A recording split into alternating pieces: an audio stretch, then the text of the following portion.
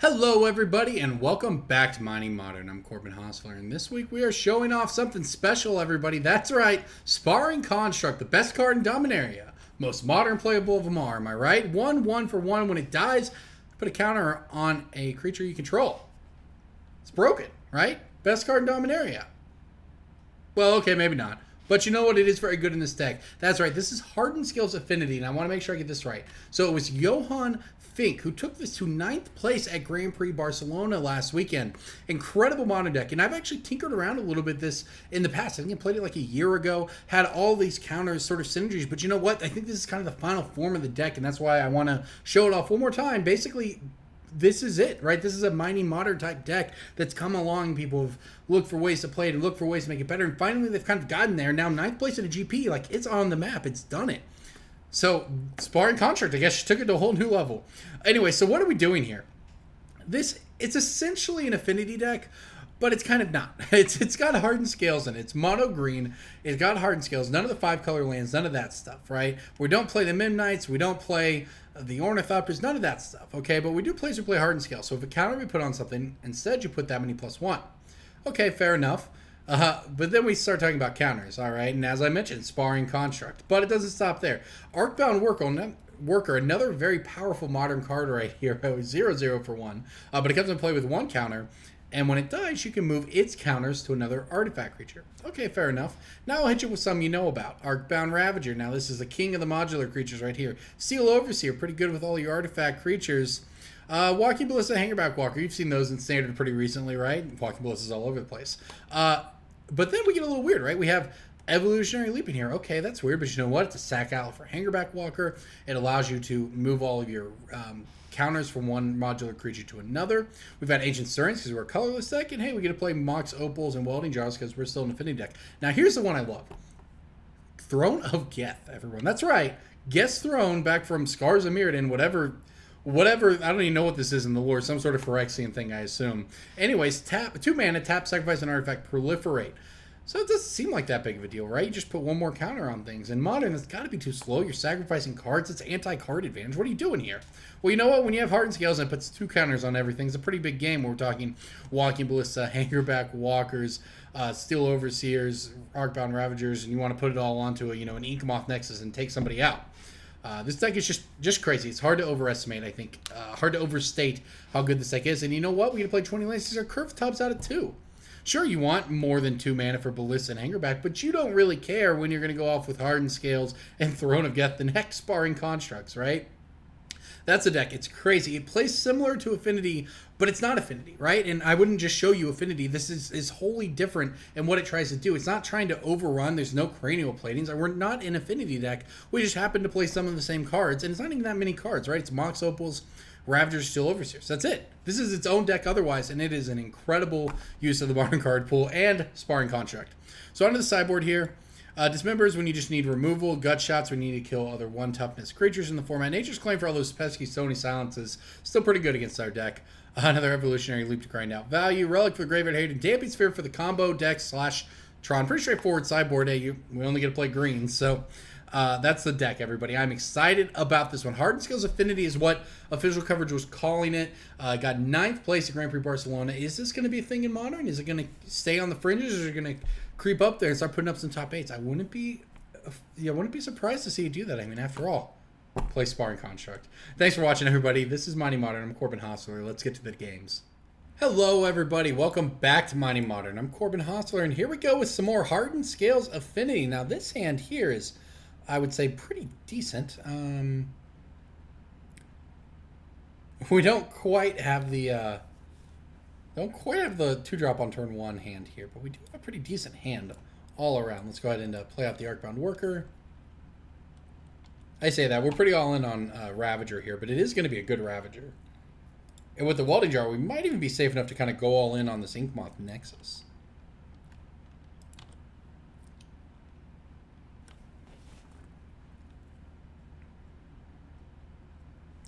All right, let's see what our opponent's up to here. Scalding Tarn, lead. Into Shock. Okay. Faithless Looting, Lightning Bolt. Do I want to save my Arcbound Worker? Okay. We get in for a damage next turn. That's like the same thing as it has mod. I'm going to save it. Because the thing is, sacrificing an artifact to Ravager puts one counter on Ravager no matter what. Sacrificing the worker puts a second one on it. Plus, we get to attack with the worker this turn.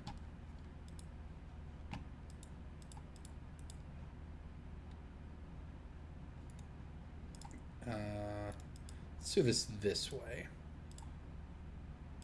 Oh, I don't have Metalcraft. Okay.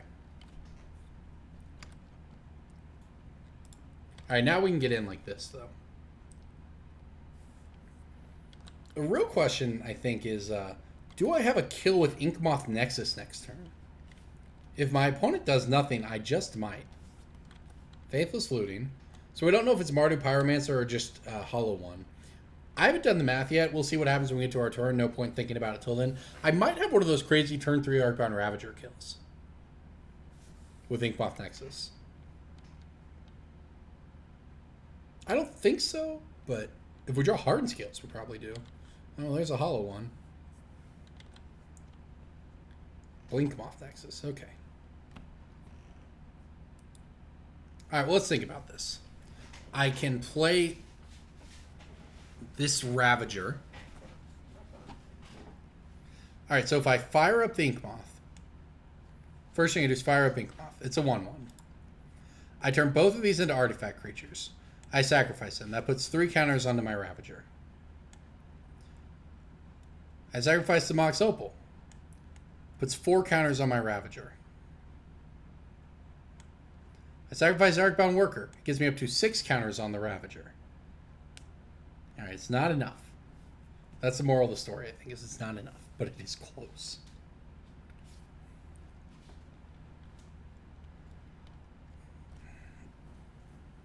I believe that is true. So, yeah, because it gets to 1, 2, so we get to 3. If I play the other Ravager, does that matter?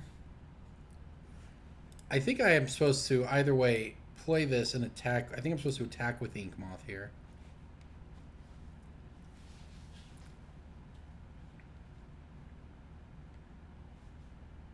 Maybe this Arcbound Ravager matters. I don't think it does. I think it's the same, though. Because I don't have enough mana to turn these into creatures.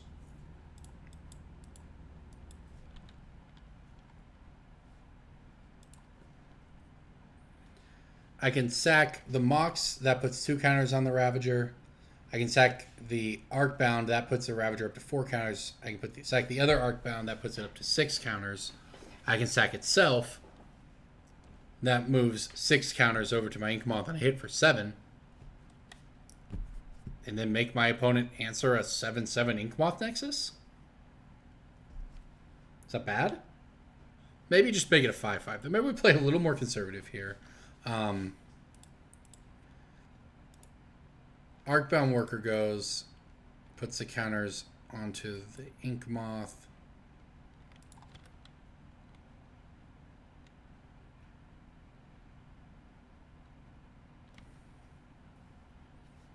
I think we just make Inkmoth a 5/5. Because it should still be, I mean, it still kills them in 2 turns.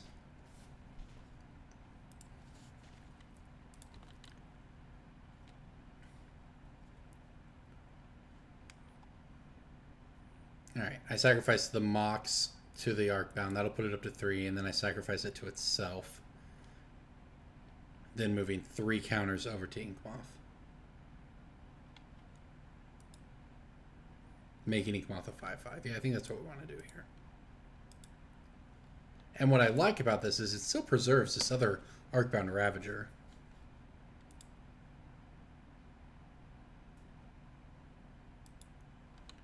But I think this is the best thing. This makes our opponent answer this, and I don't think that the Hollow One deck has a ton of answers to it.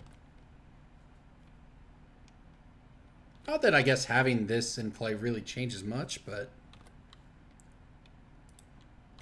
feels kind of weird to go in on this, but you think about it, they have Hollow One on the ground.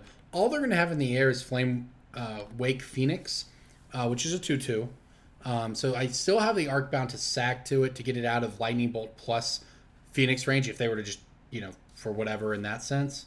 I don't think we can lose. I don't think we're going to lose, rather. I'm sure we can. I mean, they could Fatal Push our Ink Moth and we would lose, obviously. But, I mean, judging on the cards that they play, I think we're safe here. Especially if they're just going to play Faithless Looting. Discarded Bloodghast and a land. Look at that, we did it. All right. That was a little complicated, but it did work out. So, they are going to have some destruction for us. I think this is the matchup where I want the Dismembers. Get rid of a Throne of Geth. Throne of Geth is still good. I want to be clear on that, but honestly, I think we have a lot of good cards here. I think the other leaps are going to be fine. Sparring Construct, sadly, you probably got to go. As much as I don't like it. Hangarback seems very good. Ballista seems... I mean, Ballista's just always good. It just can't be correct to get rid of that.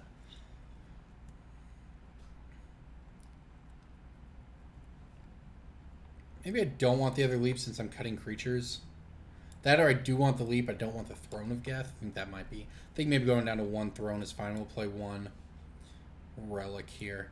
I like all of our deck. I think we have a good matchup here. I could be wrong, and we'll see what they sideboard, obviously. I mean, they play Shatterstorm or something that's bad for us, but I think that we have a lot of ways to grind them out.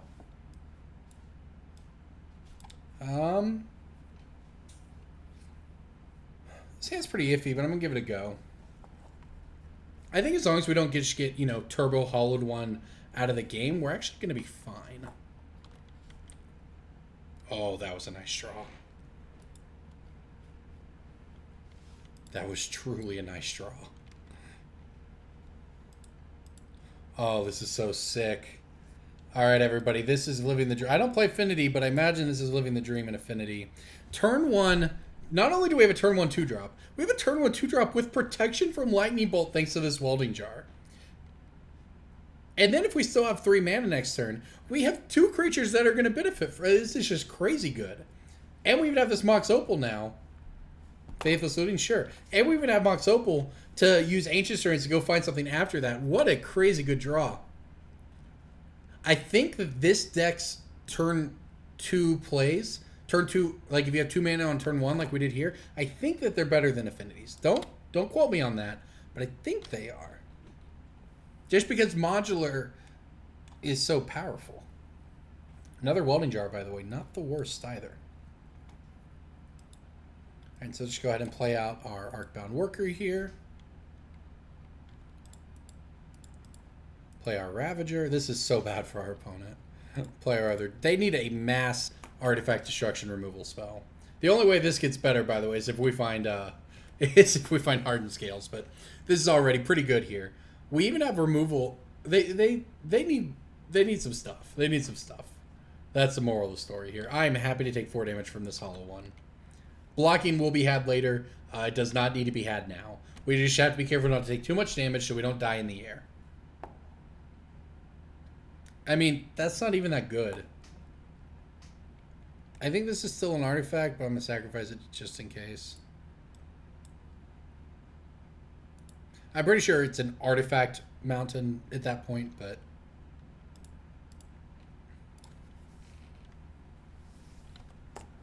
Blood Moon's a good card, but it's not very good against what we got going on here. Oh, it's a Hardened Scales. Wow, when you're good at Magic, everybody. When you are good at Magic. Look at this. Can I do 19 damage on this turn? I'm going to be honest, I might be able to. It starts with this. If I sacrifice these 3 things, that's 6 counters onto our Ravager. That makes it an 11-11. If I sacrifice this thing, it becomes a 13-13. If I sacrifice this thing... Oh, do I have 18 here? No! No! If it wasn't for the Blood Moon, I think we would have had it. I'm going to count one more time. It's currently at 5. If I sacrifice this, it gets 2. It has 7 power.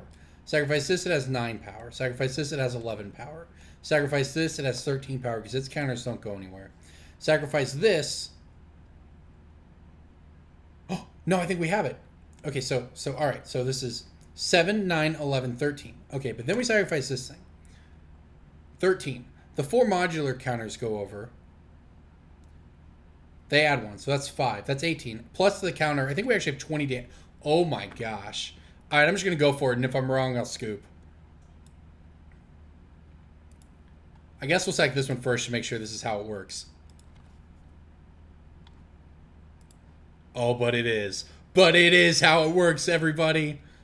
Oh, no. How sick is this?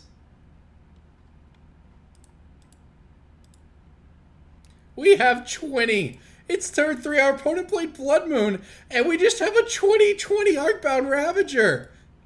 Hardened Scales is so good. This is absurd. Hollow One is Hollow One is like the best deck in the format, and we just dealt it. We attacked with the 20/20 on turn 3 through a Blood Moon. Oh, that was insane. I love this deck. Hardened Scales Affinity. That's how it gets nice play for the GP, everybody. Arcbound Worker. You never knew how good it was until right now. And heck, was that good. Woo!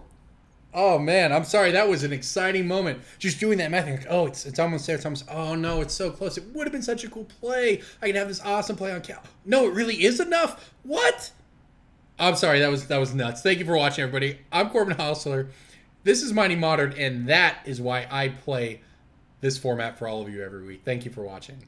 Hello, everybody, and welcome back to Mighty Modern. I'm Corbin Hostler, and this week we are showing off the power of Hardened Scales Affinity. Courtesy of Johan Fink, who got 9th place at Grand Prix Barcelona with this list. We get to play some awesome cards in this, like Sparring Construct from Dominaria. That's right, most powerful card in the set. You all know it. Anyway, so let's go ahead and lead off here. This hand, I kept it. I don't think it's incredible, but I don't think we can mulligan it either. Obviously, it's much better if we draw green man. If we imagine going Hardened Scales on that turn would have been much better. But you know what? This is still fine. We had to have a Steel Overseer, and it's probably just good enough. We either hit cards we can play our Curve Tops out at 2, or we hit a green mana source and can cast this Hardened Scales or Ancient Stirrings. So our deck pops off with Stirrings, rather Hardened Scales. Just to put it bluntly, this deck can do crazy things with counters. It even plays Throne of Geth to proliferate. I mean, heck, we're playing Sparring Construct and Arcbound Worker, okay? You know it's got to be doing something crazy. All right, our opponent leads on basic Swamp Thoughtseize, so there goes the Ancient Stirring. So, hey, look at that. Our opponent actually did us a favor here. That card was not castable anytime soon anyways. Although I say that, we're actually going to cast it this turn. All right, so... let's see here. So I can go... Wow, this turn's going to be great. That was a great draw, that Mox Opal right there. Now we get to play Steel Overseer. We get to play Mox Opal. And because we have Metalcraft now, I can add green and play Hardened Scales. Yeah, I don't know about taking Ancient Stirrings from us there. I assume my opponent has removal, and that's sort of the reason why they were doing what they were doing, because they plan on just killing our Steel Overseers. But now that we have Hardened Scales in play, and we've basically, like Affinity, we've thrown our deck down onto the table here. But if we get on tap with this, we're going to do a lot of good. Plus, hey, get our Arcbound Worker beat down. All right, so it's 8 rack. Interesting. Uh-oh. Uh-oh, hope there's no bridges involved. Oh, no. All right, there goes Steel Overseer. All right, well, everyone's favorite game here. Good news, bad news. Bad news, we're out of cards and taking damage from Shrieking Affliction. That's not a very good draw either. Good news, though, is that, hey, we could actually do what we're doing here.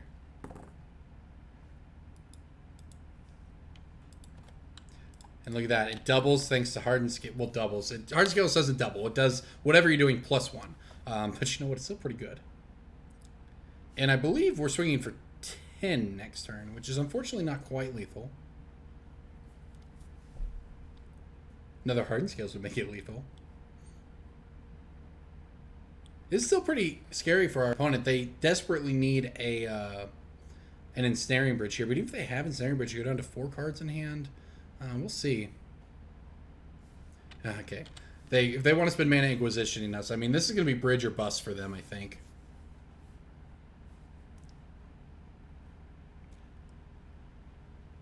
Sure, I'll take 3 from your Shrieking Affliction. You are slower than us. I don't know about sideboarded games, but, I mean, 8 rack I don't think has a ton of great sideboard options against us. Alright, so this is actually an interesting choice here. It depends whether or not we think our opponent has Fatal Pusher. So I kind of just want to fire up the Blinkmoth Nexus and attack with everything. I think that's what I want to do. I guess I should Ancient Serene first in case I hit another land. Or Walking Ballista.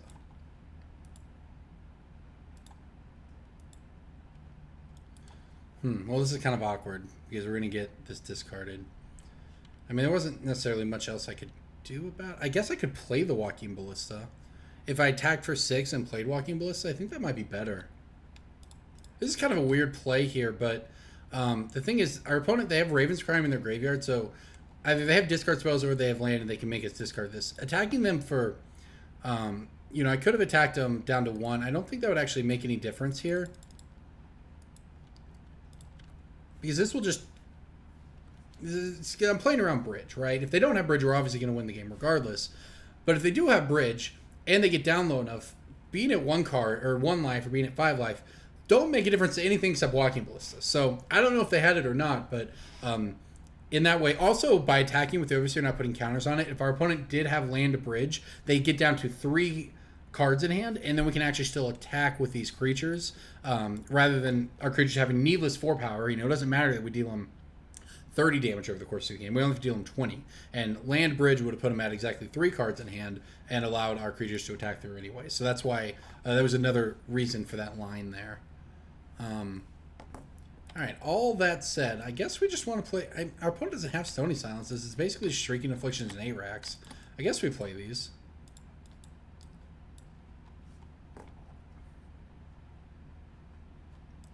Get rid of a Throne of Geth here. I don't really know exactly how we're supposed to sideboard with this deck, given that heck, it's a very powerful deck. What can I say? And I'm gonna cut a... I'm sure we can cut a Sparring Construct here. I don't think we care about any rest of this stuff. I think what we want to do is...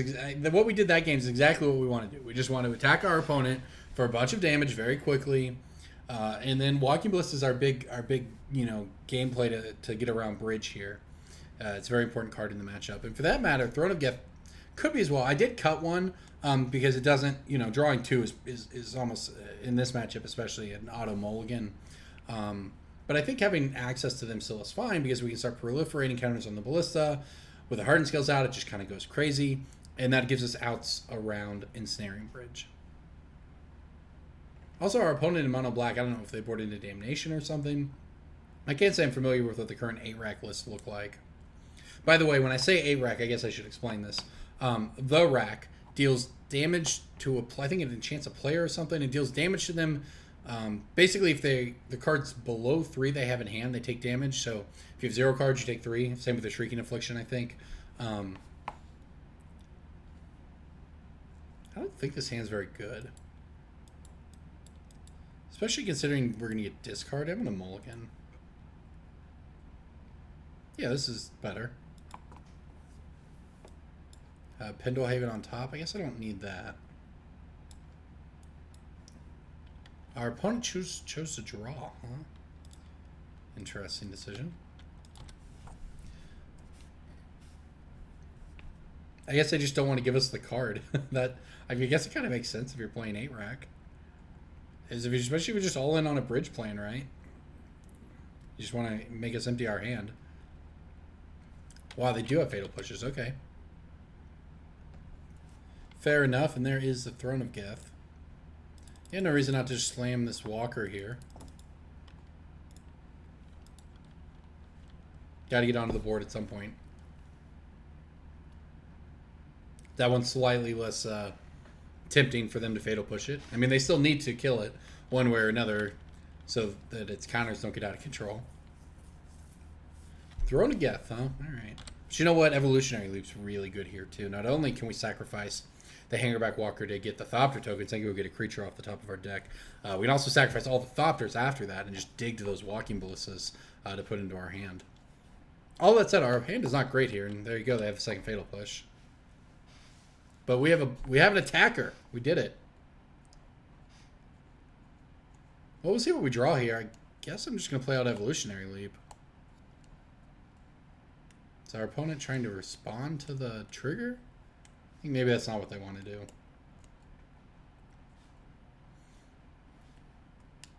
Yep, there it is. The rack. So they choose us. It doesn't even target.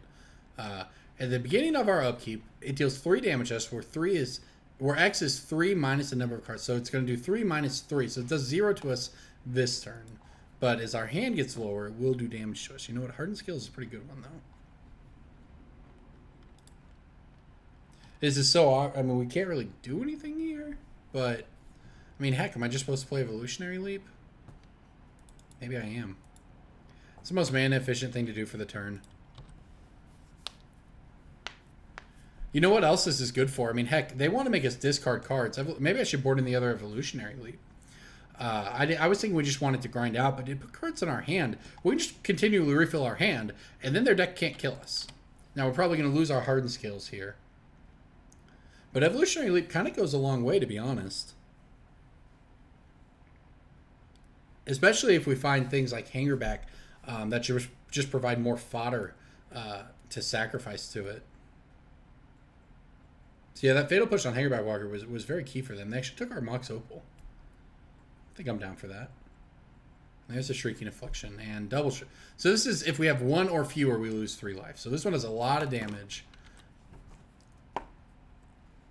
So the lesson here is do not play the other forests out of our hand. I guess I'm fine attacking for 1 here. Hangarback Walker is just going to be the most important card in the matchup, I think. Ooh, sorry, went out of focus there. All right. A 3rd Shrieking Affliction. Well, our opponent is out of cards, which means they're not doing much to us right now. I guess I might as well sacrifice this. It's guaranteed to give us a creature. And that creature was Walking Ballista, so there you go. Now we take 0 damage from the rack. And a Hangarback, huh? Wow, I would say this worked out pretty well for the home team here. Yeah, I'm just going to play Hangarback. This is just so good. This deck is crazy. Evolutionary Leap is a heck of a card in Modern. It's definitely... I don't know if I want to call it underrated because it's just not even played, but man, it looks good here. Now, we're going to lose our Walking Ballista. Just fine. I mean, we have more in the deck.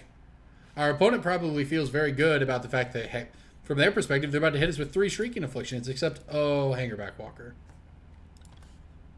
That gives us Thopters. That puts another Walking Ballista into our hand. Now we take 1 damage from the rack. Not a big deal. I get to play Ballista for 1 here, which is 2 thanks to Hardened Scales. Attack with our 2 Thopters, and now I basically never have to worry about it again. Because I have Evolutionary Leap up and mana and 2 Thopters, I just continually throw Thopters away to Evolutionary Leap. We never run out of cards in our hand. I would say we've got this one locked up to everything but a bridge. But even then, I think we beat bridge thanks to Walking Ballista. There's an Arcbound Ravager. That's pretty good as well. This is crazy. I did not expect to... A-Rack's one of those decks that sort of exists on the fringes or whatever, and they just randomly get you sometimes. But heck, it is not here.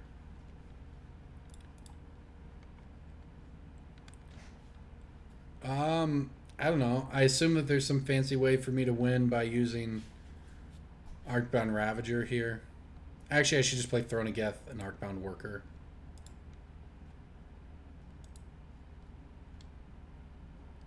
And then use this, sacrifice this, put the modular counters on here, which is 2 modular plus the 1.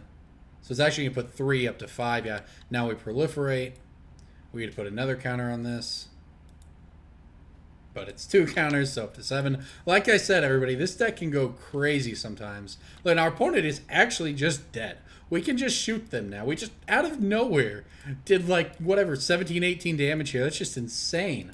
Wow. I was thinking, oh, we might take 1 hit from the Shrieking Afflictions, but I'm sitting there. I was right. Math wasn't even that complicated. We just win. Look at that. We did it, everybody. Hardened Scales Affinity just destroying 8-Rack there. And I like 8-Rack as a deck. It's one of those decks that just comes out of nowhere and beats a lot of really good decks in Modern. Because it turns out you need hands to play Magic. But not this deck, everybody. There you go. Thank you for watching, everybody. I'm Corbin Hostler.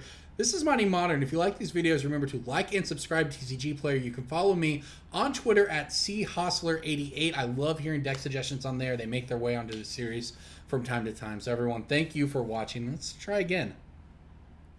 Hello everybody, welcome back to Mining Modern. I'm Corbin Hostler, and here we go with some more Hardened Scales Affinity, everybody. This hand, so we got this Ancient Surins we can't do too much with.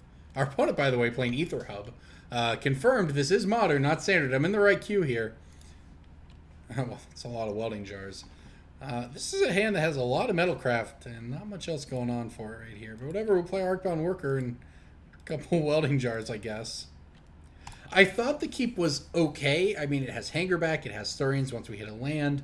I mean, it seemed fine. In the one, having the one welding jar to go with Steel Overseer felt fine as well. Our opponent's got to be playing KCI, by the way. Croc Clan Ironworks, the most broken combo deck of the format. If any card is going to get Ancient Stirrings banned, it's going to be KCI. I think we're dead. They seem... Oh, look at that, though. I mean, I still can't do anything but play Steel Overseer here, though.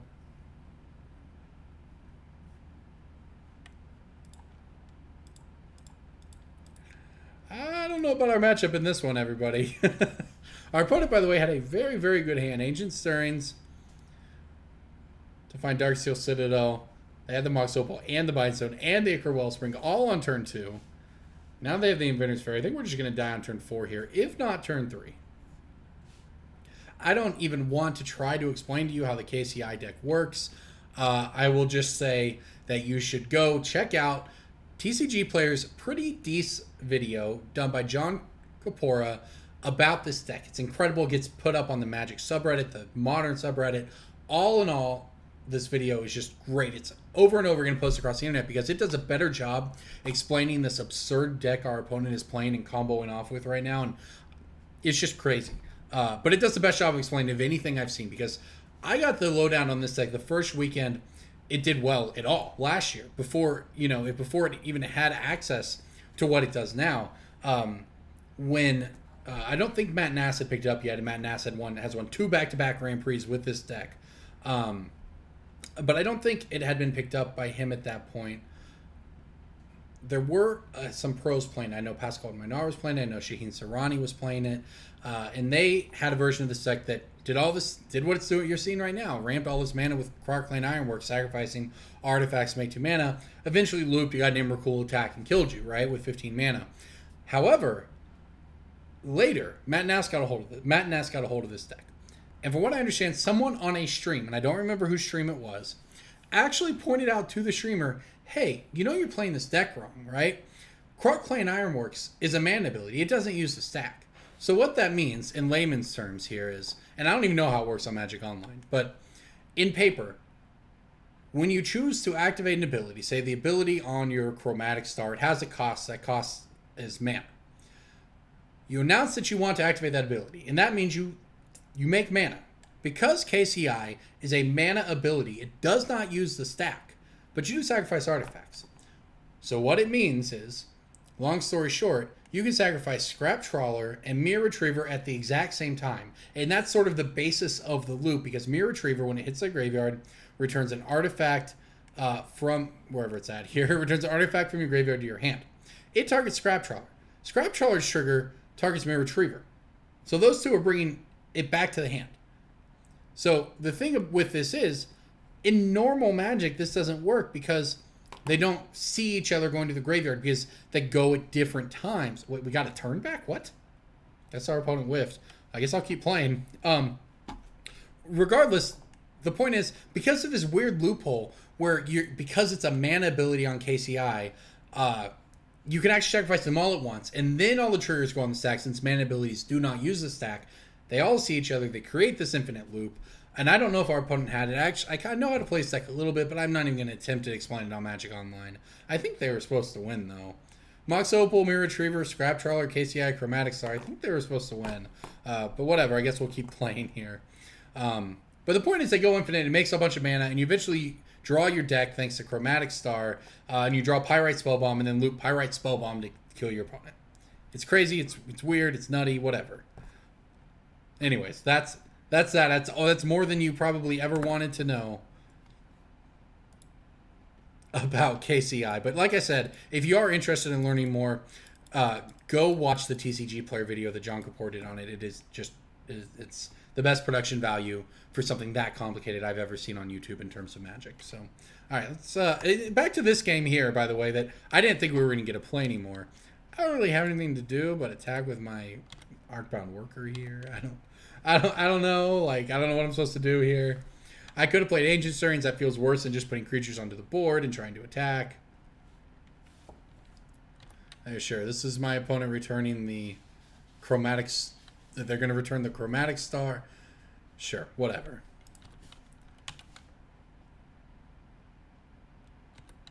Now, I think well, maybe I was supposed to Ancient Stirrings for...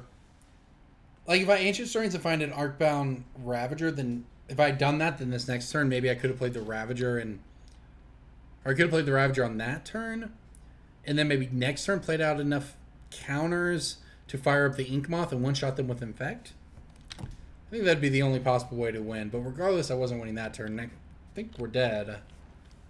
Maybe my opponent doesn't know how to play the deck. I'll give him credit for it. But I can tell you that KCI, Scrap Trawler, Mirror Retriever, Chromatic Star, and Mox Opal is infinite mana and draw your entire deck if they know how to play it.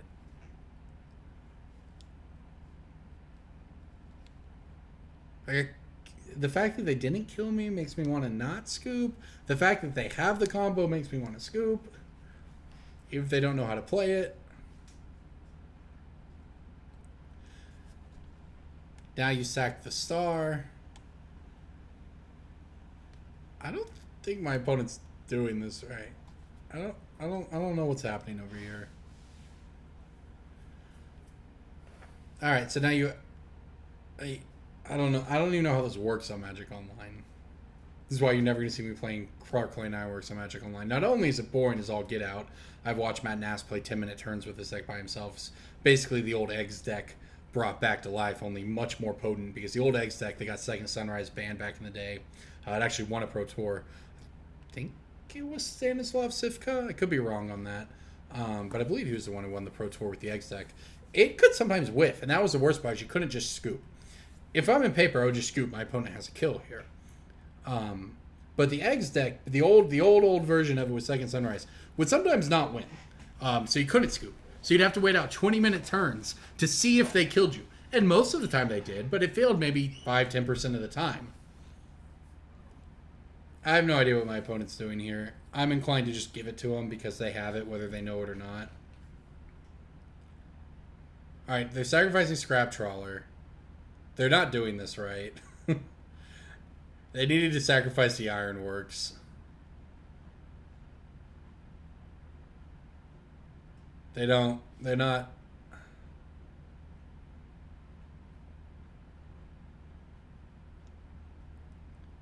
This is not going well for them.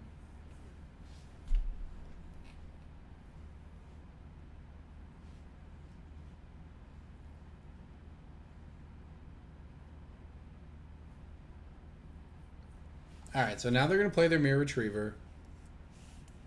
Oh, they're going to blow up. Okay, sure. Oh, I F6'd, so I get blown. Whatever. Whatever.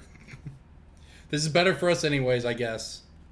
I wouldn't have... I'd rather have the Thopters anyways, because they have the Seal Overseer, I guess.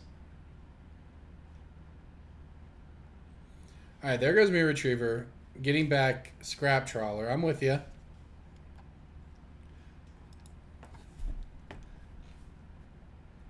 They need to announce their intention to cast a spell. I don't know how this works on Magic Online. That's the thing. This is going to return Mirror Retriever. They've demonstrated a loop.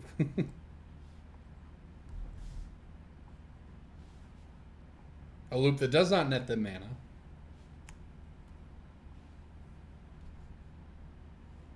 And they got back... What did they get back with that one? Scrap Trawler. Yeah, they don't know what they're doing here. They feel kind of bad. I should probably just give them the win. On the other hand, let this be a lesson to everybody. Do not play decks on Magic Online if you don't know how to play them. I get that you've got to learn. Go watch somebody else play the deck on Magic Online. I'm sure there's videos out there.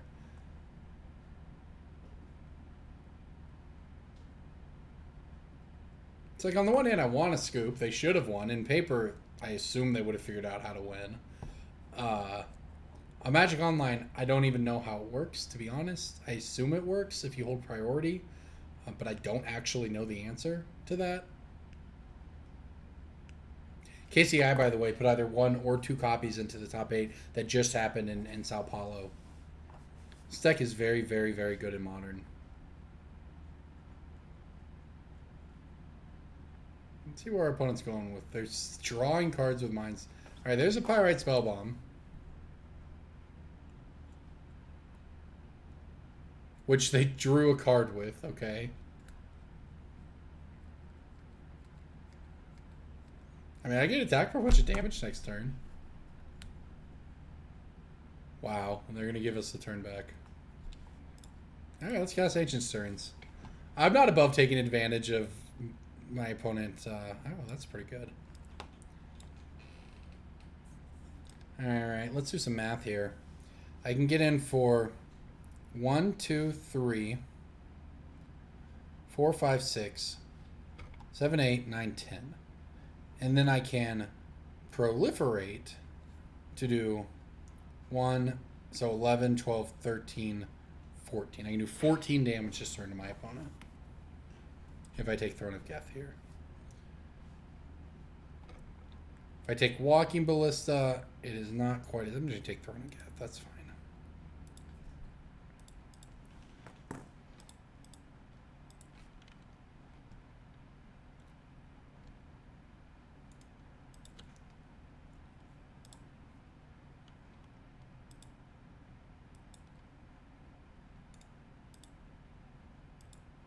I get rid of our Dark Soul Citadel here, proliferate onto the team. I guess attack. We did say, yeah, our opponent's down to 5. Let's see what they do here. We have some varied mana costs here, so I think we're safe from another Engineered Explosives.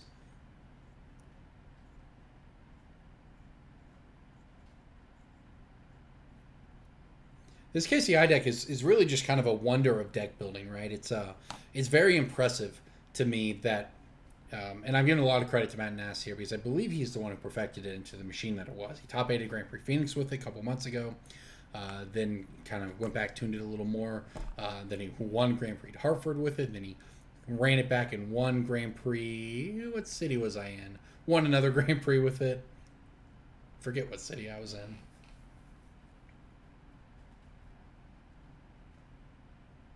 Was it Vegas?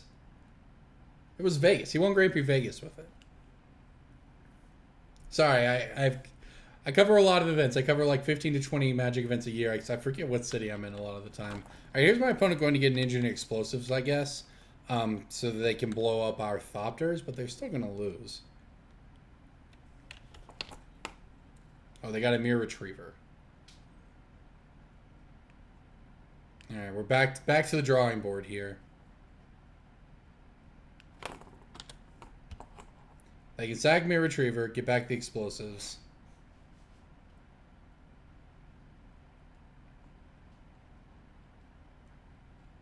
Man, not knowing how to play KCI is so punishing too, because it just, you have no board left, you have no permanents at the end of it.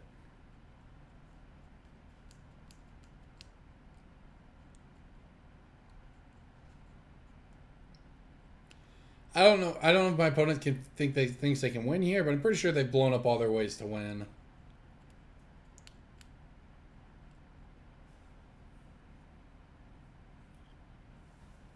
They are thinking about it, though. Thinking it's time for game 2 myself.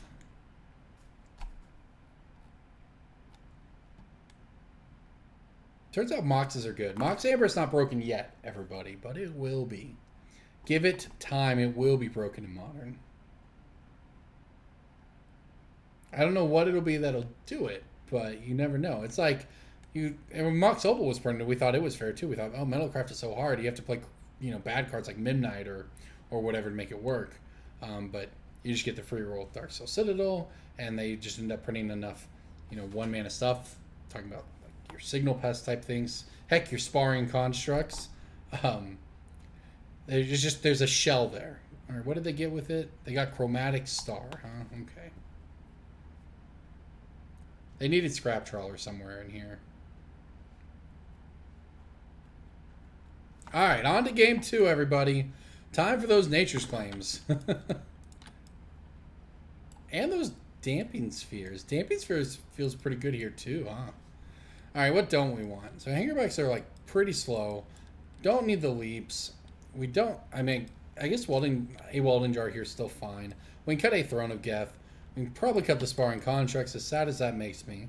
And don't get me wrong, it does make me sad. We're more of a hate deck now. I'll cut this Throne of Geth. I mean, we actually have quite a few between... We've got the 4 Nature's Claims here. I thought about... I guess maybe I should have boarded in the Relics as well. I'm not positive. Look at that, though. That's a lot of Nature's Claims. There is a risk of overboarding and not being able to kill your opponent. By the way, look at this hand. It kind of does that. The Ancient Sirens is going to kind of dig us out of it, but it is a risk with this deck is to overboard. Ancient Sirens has got to go. That's all I've got to say, everybody. I don't feel good saying it, but...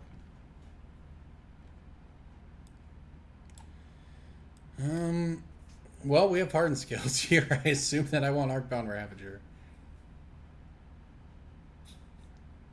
It's actually not that good, though. So on turn 2, I'm going to go Steel Overseer. You know what I actually want? If I take the Darksteel Citadel, then next turn I can Mux. Yeah, I'll take Darksteel Citadel here. All right, I'll say this about... This has been the hot topic with Ancient Sirens, and I'll weigh in. I understand that it is a drawback to have to play only colorless cards or whatever in your deck. However, in the decks that... Well, obviously we're going to get punished by drawing another one here, but I'll say that in the decks that play Hardened Scales... I'm sorry, Hardened Scales. In the decks that play Ancient Sirens, it's a better card than Preordain or Ponder, which are both banned. So, and you know, Wizards clearly, at least for now, thinks that it is a drawback that is worth it, right? That it makes it fair, but even you look at Tron, which has been, over the lifetime of Modern, the best deck in the format. You know, we're not talking about something like Eldrazi that was so broken it had to get banned. I mean, we're talking about a deck that has existed, and it's just, over the lifespan of Modern, what's been the best deck, right? It's been Tron. It's held together entirely by Ancient Sirens. You know, this KCI deck doesn't exist with Ancient Sirens. Lantern Control. I know people love to hate Lantern. I like Lantern, but that's an Ancient Sirens deck, right? They're all Ancient Sirens decks. Arcbound Worker, huh? Well, all right. This works out fine. I'm just going to go ahead and play this Arcbound Worker. If our opponent responds by popping the explosives, which they did not, sure, then we would be rid of Scales, but have this in play. And if now they blow up explosives, they get rid of both these. But the counters will go to the Steel Overseer, so that's fine. Now, our hand is not really doing much, but at the same time, with 2 Nature's Claims, I feel like we're in a pretty good spot. And sure, they just want to pop it now. Works for me. Oh, no! I meant to use my ability. No! No! I missed the counter! Oh, we're going to get punished so hard, too. Because it means we can't kill our opponent in 4 swings. What a disaster. KCI, huh? Fair enough. Alright, so before they draw here, I'm going to immediately get rid of this thing. You just never mess around with Clark-Clane Ironworks. You do not let it stick around. Maybe I could have let them draw their card, then play out another artifact, then kill it in response so they're down the mana, but whatever. Especially with our second Nature's Claim, it's fine. I think it's fine. God, I punted so hard by clicking through that.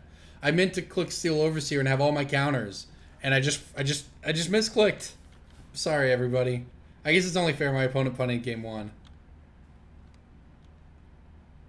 That was pretty bad, though. I'd have 2 counters on my Steel Overseer, plus the 3. My Steel Overseer would just be gigantic. Wow, second KCI, huh? And there's a Terrarian. Okay, well, I'll get rid of this thing too, I guess.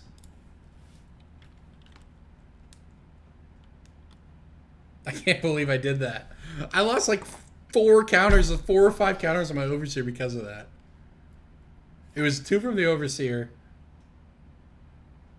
Plus like 2 from the Worker. Alright, I missed 4. Well, that's pretty rough.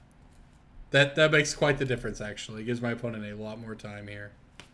You know what? I'm activating this now, now I can F6.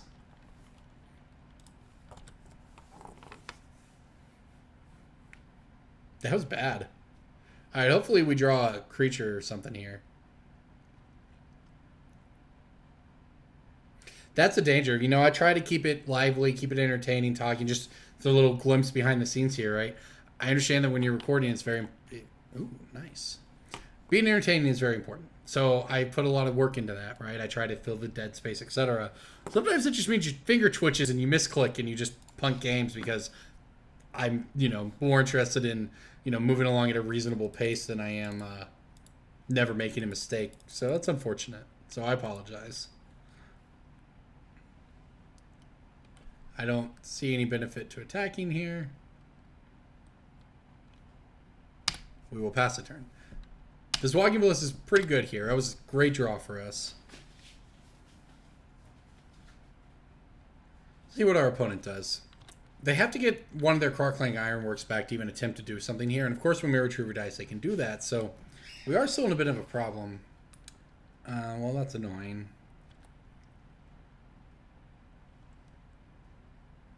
Hey, we might still be in trouble this game.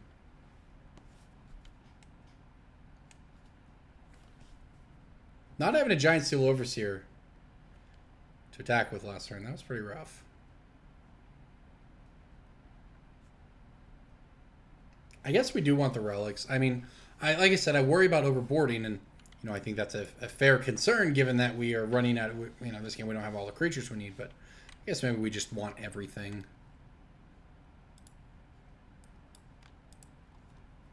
Alright, we'll get rid of the Mirror Retriever here. This will get back their KCI, so we're not out of the woods at all.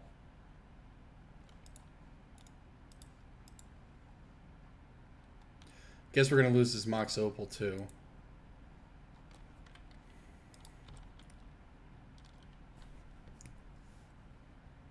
I guess we're back to attacking with Steel Overseer. It does kill him in 4 turns now.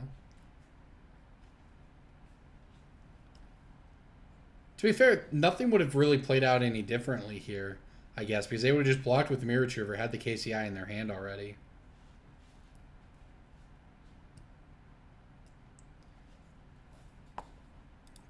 Tempting. Still think we just attack. Alternatively, I'd put it up to 7, then I put it to 9. I mean, I guess that kills them. I tap twice, so it takes 4 turns. It's the same as attacking.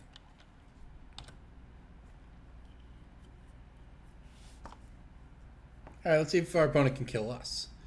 They have the Darksteel Citadel, so that gives them a little bit of mana with their KCI here. Oh, they have Scrap Trawler. Uh-oh. Well, that was not top decking an answer.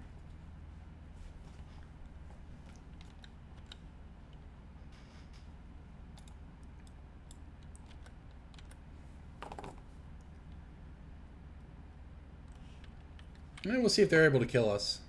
They don't have a lot of cards.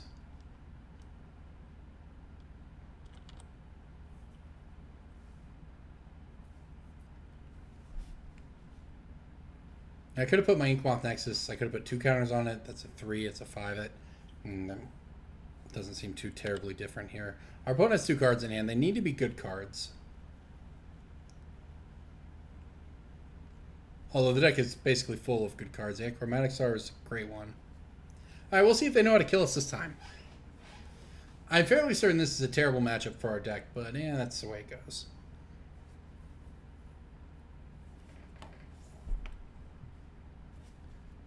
Alright, they're going to target Darksteel Citadel with it.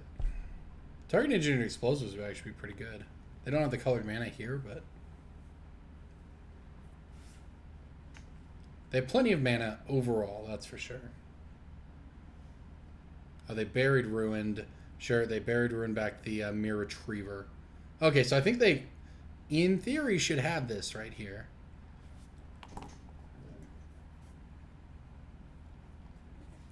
Right, so in theory, I believe we're dead. See how good this deck is. We had 2 pieces of artifact hate, and they still got us. I mean, drawing graveyard hate would have been good, but killing them fast works too, you know, that's the thing. And they're getting double triggers off this one. You know, I'm just going to give this one to them. They're going to get back the Terrarian and the Mirror Retriever here, I believe. Oh, they got back the Ichor Wellspring and the Terrarian. Oh, they already had the Mirror Retriever. Okay.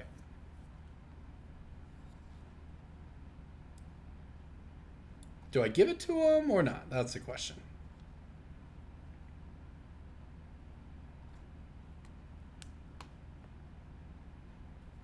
I mean, I don't really want to sit here.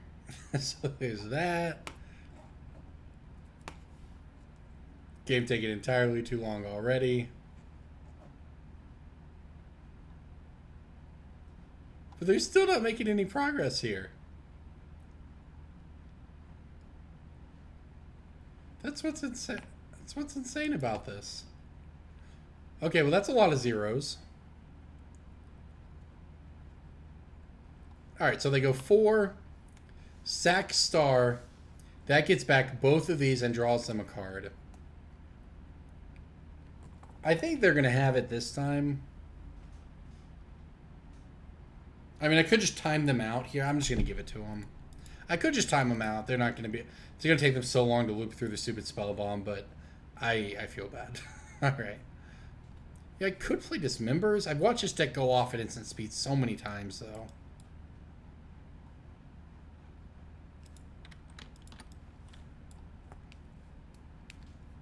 And my opponent says thank you for not making him work through it. I mean, I'm not convinced they would have even gotten there, but... A lot of greats. We have a lot of sideboard for this matchup. I even still kind of like the welding jar. We boarded in more artifacts at least this time, so... Yeah, because we need to keep the amount of artifacts we have in the deck high as well. Alright, let's see what we get this time around. Dampened Sphere also feels incredibly good against them. Oh yeah, I'm in. I am in for this hand, family. Hardened Scales away. This hand is not perfect, but it is very good. Perfect would be this is Blinkmoth being like a Darksteel Citadel, and then like his Ancient Stirrings being a Ravager or something. Or not a Ravager, rather Mox Opal? Oh, Damping Sphere. I love it. Alright. So I can stir... I think I just play Ravager. Yeah. It's one less counter on the front end here, but it means we get to attack. And then next turn, I can play Hardened Scales plus Damping Sphere, which should really make life difficult for them.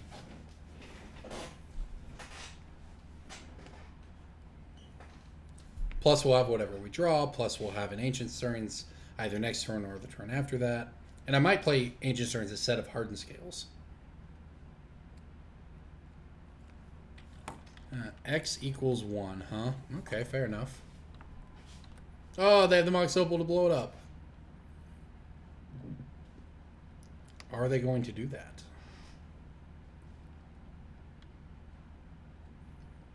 Damping Sphere is pretty good against them. Now, Engineer Explosives goes a long way to cleaning up any problems they have, but... Sure, they're going to use this to get green mana here. And that's kind of the crazy thing, too, with all... Oh, no. Oh, no. What a disaster. Wow. Okay, well, this is pretty good from them. We had a great hand, but they dismantled it pretty well here. Guess I should have played Damping Sphere. And there's a KCI. Wow, all right. That turned quickly. It's Ancient Stirrings. Stupid Engineered Explosives.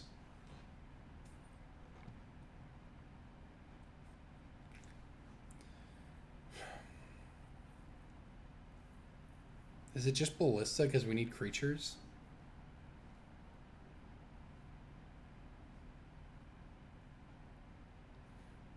The problem is I'm not going to play Ballista this turn.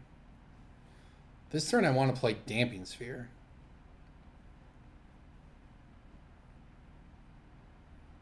Maybe I take Relic and I just go full on defensive mode here.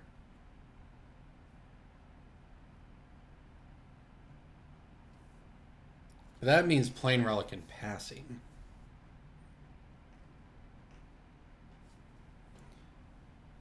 Alright, so let's think it through to next turn. Because I really just want to play Damping Sphere this turn. Next turn, I think I want... Man, Relic is tempting on the next turn too, though. We have another Stirrings to find. I'm going to take the Relic.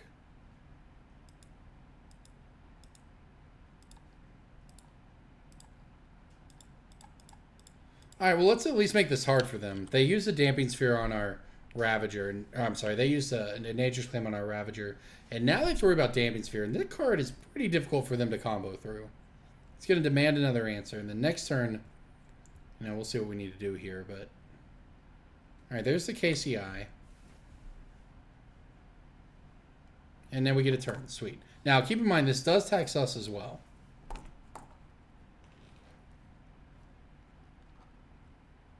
Which I think means I just have to play Relic and pass. Which is fine.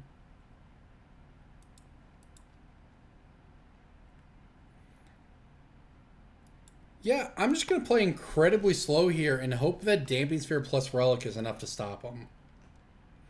Because the thing is, if they blow up the Engineered Explosives to get rid of the Relic, that's actually super fine for me. I will just exile their graveyard, cycle it, have the Engineered Explosives out of the way, because that card is the scariest card. And if not, we'll just go slow and just always hold up the threat.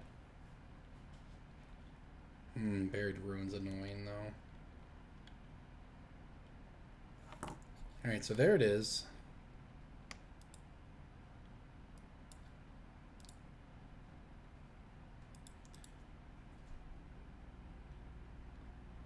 Let's see if they Buried Ruin back the explosives here. I think that's what they're supposed to do.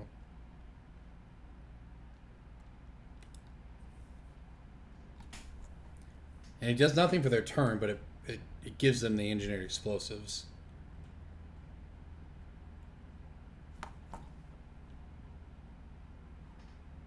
They're targeting Terrarian with it, huh? Okay, fair enough.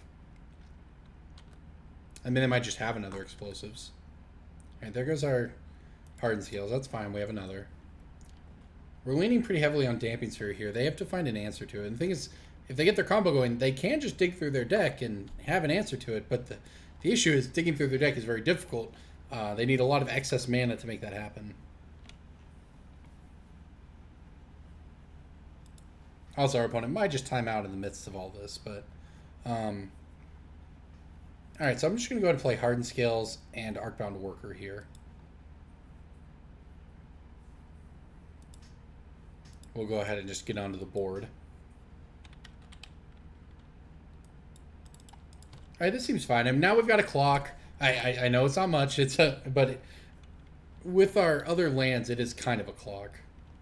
And we have Ancient Stirrings to go find something else. So our opponent has to win through Damping Sphere here.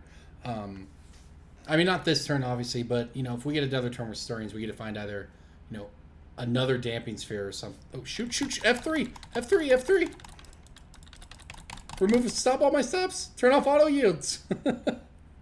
Oh, the worst thing that can happen is if my opponent Pyrited Spellbombed my Arcbound Worker and I didn't fire up the Inkmoth Nexus in time. That could have been so bad. Alright, this wasn't terrible for us, though. Oh, look at that. Another Damping Sphere, huh? Alright, so the bottom one's the good one. Alright, let's go ahead and Ancient Stirrings first.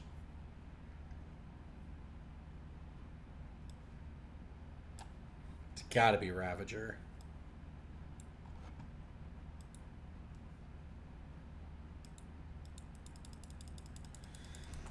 Alright, so I can pay 3 mana to put one of these things into play.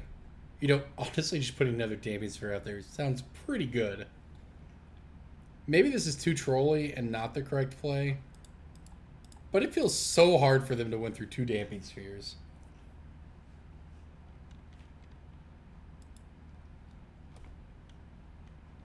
This taxes everything they want to do so badly. And with as many artifacts as we have, we might just one-shot them with Inkmoth next turn. To be honest, I think we might actually have a kill next turn with Inkmoth plus Ravager plus Hardened Scales. In fact, looking at the board, I'm pretty sure we do. Because just the Ravager itself plus the Artbound Worker puts like 6 counters on the Inkmoth Nexus. Plus we have the Darksteel Citadel and the Damping Spheres. But the thing is, our opponent, their first spell costs 1, but the next spell costs 3. And if their plan is to dig through their deck to try to, get something here, it's going to be very difficult for them to do.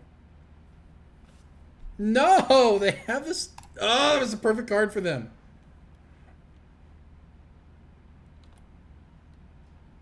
Do I still have a kill, though? Maybe? I don't think I have enough artifacts. I might, though.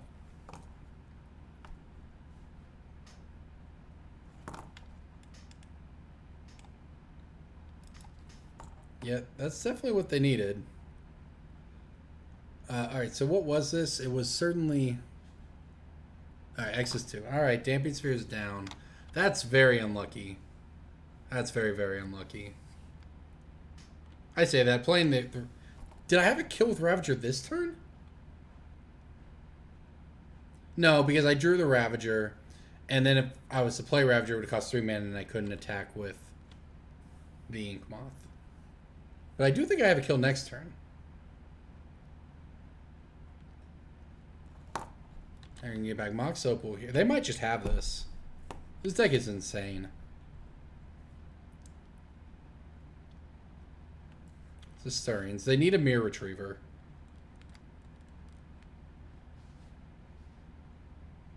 Chromatic Stars. Not Mirror Retriever.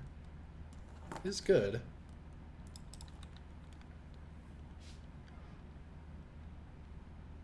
I guess what's even more dangerous is they can loop... This is just crazy. They can just loop back the stupid Engineered Explosives and blow up my board. It's actually even more dangerous. Second Scrap Trawler. And they can just play Explosives for 1, and just, they had to have the second Explosive, so the deck only plays 2, I think. And they had to have the second one.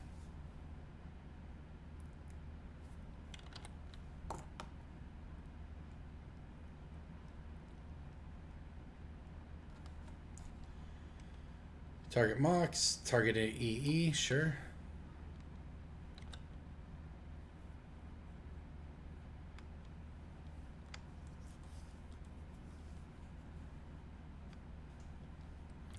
Inventor's Fair, I guess, to go get the Mirror Retriever. Have exactly enough mana here, yep. Play Mox.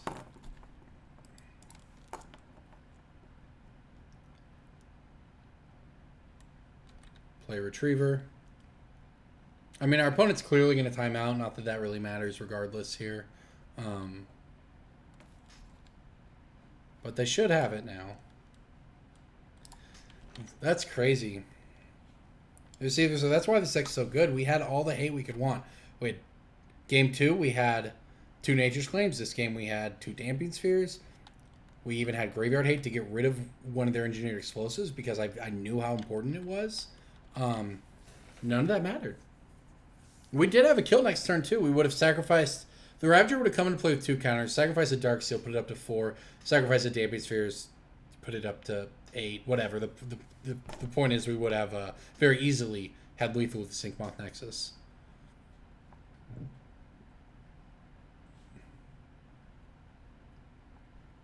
Alright, did our opponent actually figure this out here? There's the Mox. There's the Retriever. You don't have to have 2 Scrap Trawlers, but they did here. I would not want to play this deck online. This deck would be a nightmare to play on Magic Online. It's like Counters Company, only worse. Because with Collected Company, you could at least, the Abzan Company, the old versions with the Kindred Finks, you could at least gain, 200 life in, say, 3 minutes, right? If it's a reasonable amount of time. It takes much longer. Many more clicks to combo with this deck. All right, they're down to 35 seconds on their clock. I'm not going to time them out. I'm not that person. The way I look at Magic Online is what would happen if we were playing in paper, right? I want the outcome of the game to be natural. And as unnatural as it is to lose to this stupid KCI deck, I'm not going to be a jerk and take away their win. So, all right, everybody. I'm Corbin Hosler. This is Mining Modern. Thank you for watching. Hello, everybody. Welcome back to Mining Modern. I'm Corbin Hosfler, and this is it. We get to play with the most broken card in Dominaria, everybody. Sparring Construct. That's right. This hand, by the way, is pretty good. Actually, kind of the dream, really. All right. So if you don't know, this is Hardened Scales Affinity. Got 9th place, Grand Prix Barcelona. This is a real thing, believe it or not. And look what we get to do here. Talk about powerful starts, am I right? Yeah, turn 1 Sparring Construct and Arcbound Worker. Woo, we did it, everybody. We did it, YouTube. We broke Modern right here. I love Modern. I love that this, well, that's a pretty good one for our opponent. We have Ancient Stirrings in our hand. But I absolutely love that we can be playing, I'm not even going to call it a meme. It's just absurd that these cards are playable or good or any of those things. And yet here we are.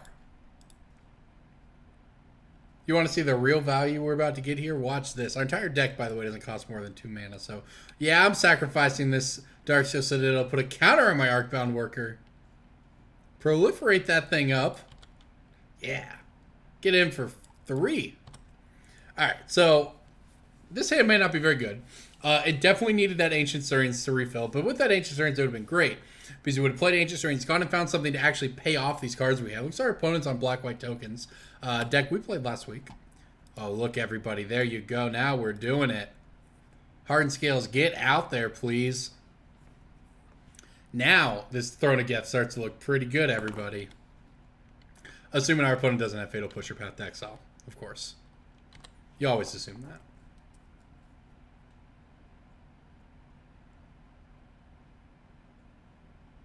No! No, that's...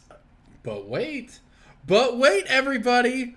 Throne of Geth, if you didn't know, plays around removal. We need to sacrifice Arcbound Worker. Put the counters... This is so good. So Arcbound Worker hits the graveyard, by the way. Totally playing around Path. It's 2 counters that it had on it. Go to Sparring Contract. But wait, it's 3 because of Hardened Scales. And now the Throne of Geth triggers on the stack. And we get to proliferate the Sparring Construct. I told you. And it gets 2 counters. Our opponent just played Path to Exile on turn. They have 2 lands to play, and we're attacking for 6. We're attacking for 6. They're dead next turn.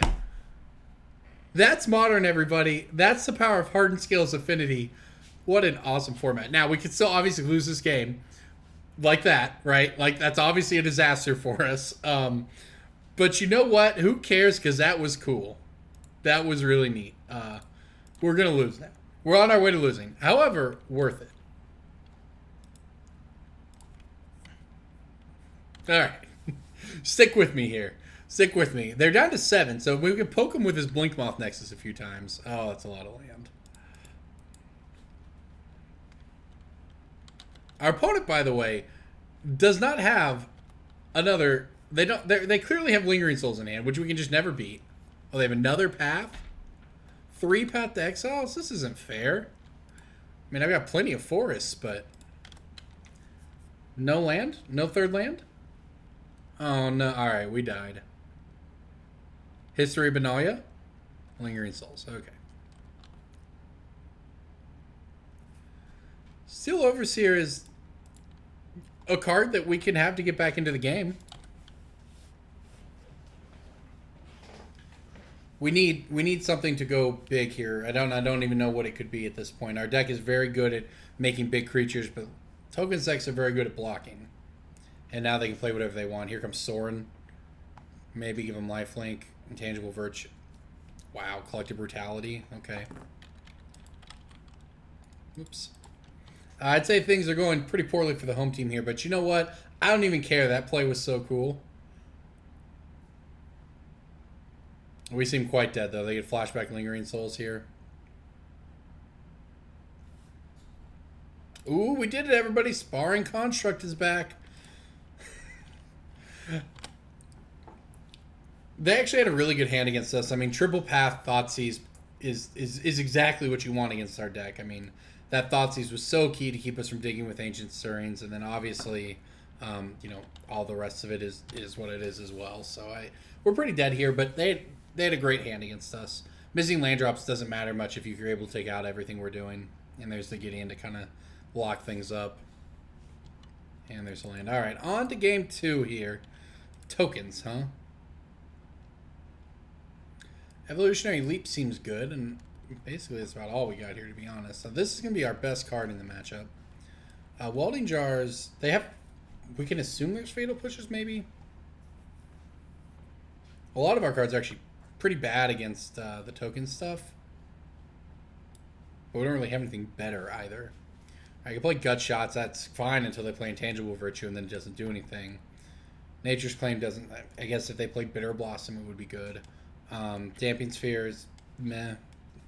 Dismember is even worse than Gut... I mean, not worse. It's not good, though. Relic is... I guess it cycles. Yeah, I just want to kill him, though. I'm just going to kill him. That's all. We'll just do it. We'll just attack them all. We'll attack a lot. I'm in for this one, though. This hand is pretty good here. I mean, anything with Hardened... It turns out every hand looks good with Hardened Scales. And our last hand was so close. They either didn't have the Thoughtseize, or we didn't... You know, we hit like 2 or 3 lands in a row there. And we did hit, 1 or 2 draws that did things. Not great things, but things. But man, that was still a crazy awesome game for us. All right. Hardened Scales, hitting the board. All right, so next time we can play Ballista... it'll come down with 2 counters. And Ballista, by the way, seems insane in the matchup. We're getting Thoughtseize Inquisitioned here. Alright, so 1 Ballista is going to be gone. This is fine. Not good for us, right? But fine. I mean, maybe they have to worry about Ancient Turns, too. It is a threat. And if we draw Jogsteel Citadel or another 0-drop artifact... Wow, they did take it. Okay. Wow, Hangarback, huh? Well, you know what? I'm happy to play out Ballista here because the thing is our opponent pretty clearly plans on pathing or removing our guys. But Hangarback is going to be my best threat. So maybe it's worth running it out there. But the thing is it's the worst against path.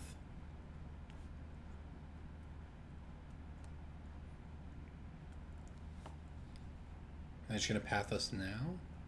I'll Fragmentize on the Hardened Scales. Okay. Unfortunate for us, but okay. Evolutionary Leap's pretty good. I'm just going to play out my creatures, I think. But Evolutionary Leap is pretty good.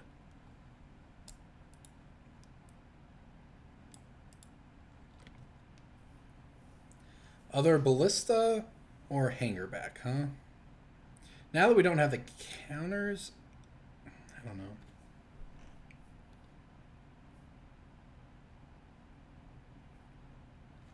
Wait, so our opponent missed a land drop again? They kept a 1-lander?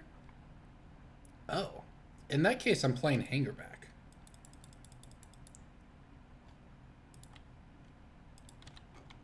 The thing with Hangarback, when they miss land drops like this, too, is that if they... next turn, we can play Mox Opal and have up Evolutionary Leap. Or, more likely, play Ballista and still have the ability to activate Hangarback. But when they miss land drops like that, if they have path, they have path. I just have to play my best cards.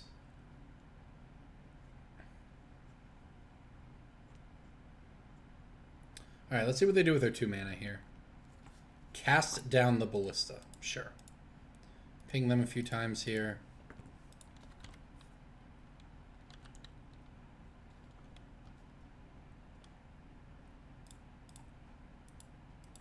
I think I play Ravager.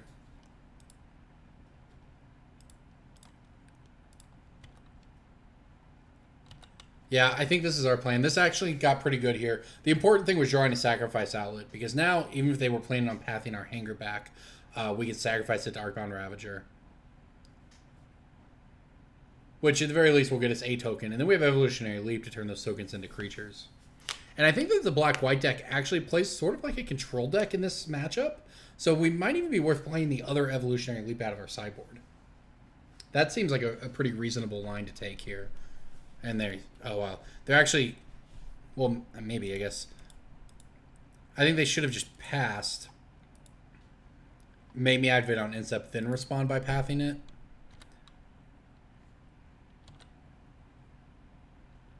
Because as it stands there, I was able to get the extra counter out of it. Alright, hitting land there is pretty good, too. Alright, play Evolutionary Leap, play Walking Ballista for 1. Now we're immune to any discard they might have. We just start attacking. Yeah, this one seems pretty good for us here. They have to have a lot of stuff. And we have untap with Evolutionary Leap to just continually refill our hand. So I'd say things are pretty good for us from this point. I mean, something I didn't account for, I guess, that maybe I should have is, well, next turn anyways, to keep in mind, is they could play Wrath spells in their deck. They could have Wrath of God or Damnation here, which makes me not want to tap out. Although in this case, it doesn't seem like it's going to matter too much.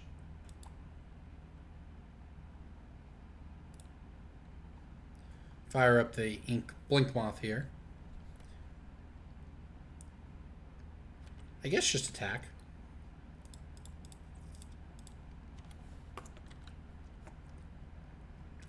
There's no way to make lethal, is there? If I were to sack, say, this other Blink Moth, like, so right now I'm getting in for 3, 4, 5, 6. I could go in on this Walking Ballista and kill them, but I can do that anyways. So this seems fine.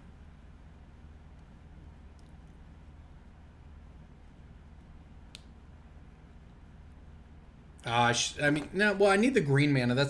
We're playing a couple different games here, right? I could have just tried to do a lot of damage, and maybe could have gone for lethal there, but it risks getting blown out by removal.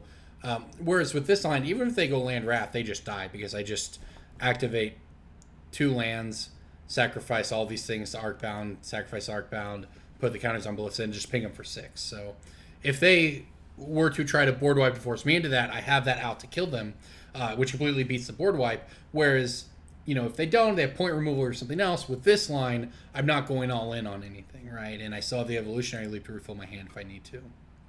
I think we have... Oh, I already brought the other Evolutionary Leap in. I'm a genius. Yeah. All right, perfect sideboarder. A+ Magic player right here. Yeah, this seems fine. Run it back. I'm not convinced that Damping Sphere is going to be any good, but... I guess I'm in for this. I mean, any hand with 2 Ancient Stirrings is not a hand you can mulligan as long as it has mana, I think. And in this case, 3 mana, Horizon Canopy that cycles, a Darksteel Citadel that will be good. I think this is all pretty solid here. Oh, and the powerful Arcbound Worker joins the party. Is that better than Stirrings? No, I actually think Stirrings is better. Yeah, we'll just take a... Alright. I think Stirrings is better because there's a lot of high-power two mana things we can hit that are more powerful than going, you know, Worker into Ballista or even, you know, Worker into Construct and Stirrings. Maybe. That could be wrong. You know, maybe it's correct to just put power on the board there. In fact, I think it's very close. Going back, maybe I'd even do it a little differently. I'm not sure.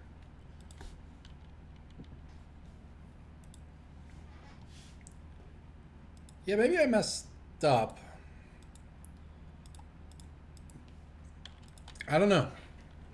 It's a hard call there. The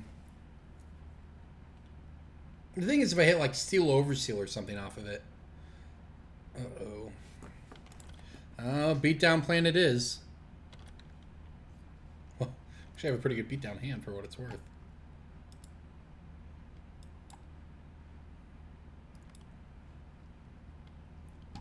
I guess I wanted the Nature's Claims? I don't know. They didn't show it to us in game 2. Probably wanted Nature's Claims, but... Oh no, they blew this out. Alright, that's fine. We're just killing with Arcbound Workers. Bunch of 1/1s.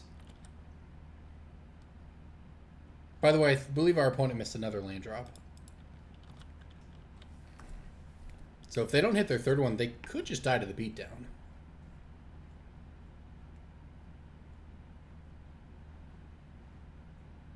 Wow. Is that what's going to happen? Oh no. Knight's Whisperer get him there, though. The thing about the deck we're playing right now, though, is a lot of the cards in it, they actually work, like, this deck plays around Sonic Silence, and that's the reason I didn't just auto-board in the Nature's Claims. Maybe I should have, but it's hard to know. Like, the deck could just plan on killing all of our stuff. They might not, like, it's not a given that black-white tokens play Stony Silence. But regardless, the point is, our deck actually plays around Stony Silence better than most decks, because with Hardened Scales out, these are just 2/2s, and they still have abilities when they die. Same with Arcbound Ravager. In fact, I probably should have played Ravager over this as a result, but our opponent is still digging here, by the way. We have some damage here.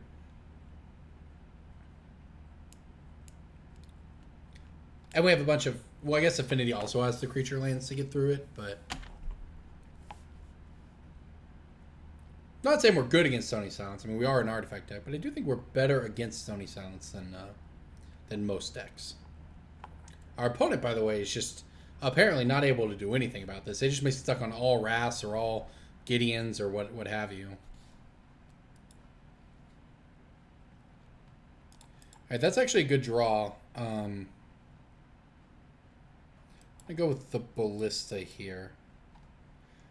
I say it's a good draw. It's a fine draw. It means we can use Pendlehaven to get in for 1 more damage.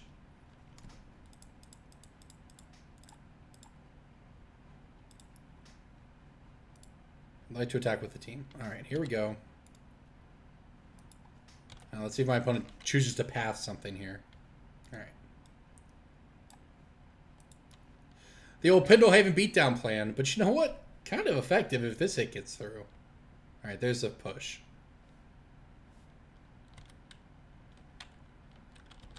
I guess I played more around path. Maybe I should have used that on a creature with modular. They hadn't showed us push all match though. And here's the Wrath of God. Oh man. You know, we could have had him down a little lower, but you know what? This is... I kept Ravager in hand because it at least has modular. So it's a 2/2 here. I don't think we're going to get there, but... It's been a good game. I could have maybe could have boarded differently. Maybe could have played a little differently.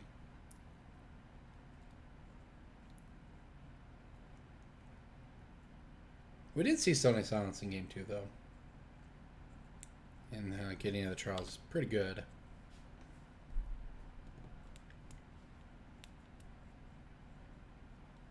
Also, we almost just beat him down, right? We very nearly got there. Well, that's not a great one here. All right. Time to go ahead and cash this one in. Looking for a 1-drop here. Welding Jar right on time. Would have been the absolute dream against Day of Judgment. We would have kept 1 creature to modular everything onto and easily won. We couldn't. It's Sun Signs. We couldn't do anything. Alright, I think we're dead here. If our opponent has basically any follow-up, we're dead. What we really wanted were some Blinkmoth Nexuses, Nexus-E to get in there. And there's a Gideon emblem.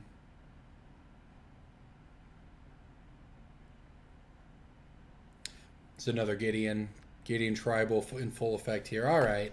I think they got us. That was a good match, though. Maybe because I was down a game, I was supposed to not wait to see if they had Stony Silence. Because, like I said, they don't all play the card, and our deck is better against it. So that's why I didn't board in the Nature's Claims.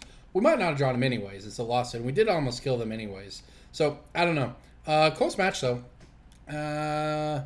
Our deck was very good. I don't think this is a great matchup for us. They have a lot of removal early and a lot of blockers, which is important. Not to mention these Planeswalkers are pretty good against our team. But as you can see, it's clearly winnable, and we were close in all 3 games. So could have gone either way. All right, everyone.